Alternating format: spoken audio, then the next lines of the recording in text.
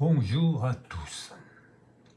Quand les monuments se mélangent et les frontières s'effacent, il ne reste plus que des êtres humains qui se saluent et qui communiquent entre eux. L'espéranto, une langue pour une Europe qui se parle. Quand on demande à un Alsacien qui il est, il répond souvent « je suis alsacien ». Si on insiste, il ajoute « je suis français ». Mais rarement, il vous dira spontanément « je suis européen ». Et pourtant, nous vivons dans une Europe unie politiquement, économiquement, culturellement.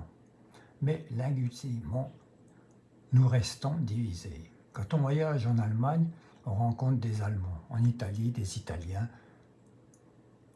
en Espagne, des Espagnols, et souvent, on ne se comprend pas.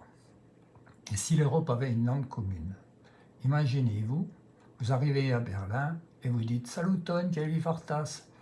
et on vous répond avec le sourire « Bonnet, Kaivi » et on continue à parler. Vous ne parlez pas allemand, l'autre ne parle pas français, mais vous comprenez. Et surtout, vous vous reconnaissez comme européen. L'espéranto, langue de l'Europe citoyenne, l'espéranto n'est pas une langue d'un pays. C'est une langue construite, neutre et équitable, et surtout facile à apprendre. Elle permet à chacun de s'exprimer sans domination linguistique. Elle crée un espace commun où les cultures se rencontrent d'égal à égal. Dans une Europe où l'anglais est souvent imposé, l'espéranto offre une alternative choisie. Une langue qui dit « nous sommes différents mais égaux ».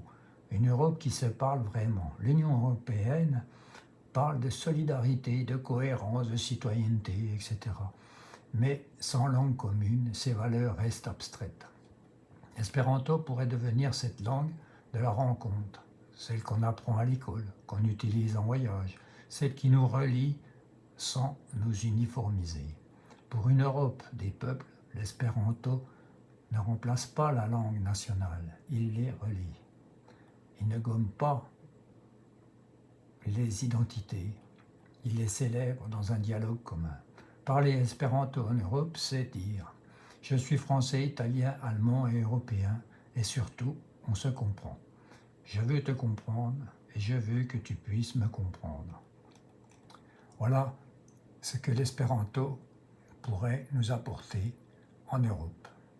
Alors réfléchissez-y, parlez-en à vos amis, apprenez l'espéranto et à bientôt pour une autre petite vidéo.